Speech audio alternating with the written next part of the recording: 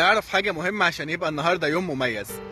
الفرق بين الجاذبية والحب والرحمة ان انت تحب شخص جذاب وكامل ومفهوش اي عيب من وجهة نظرك، هذا هو الجاذبية والاعجاب. طيب ان انت تحب شخص كما هو بعيوبه اللي انت عارفها كويس، فهذا هو الحب. ان انت تحب شخص كما اصبح وكما بهدلته الحياة وادركه العمر وفاقت جاذبيته، فهذه هي الرحمة. والرحمة اعمق من الحب بكتير، وهي اللي بتبقى فاضلة وباقية.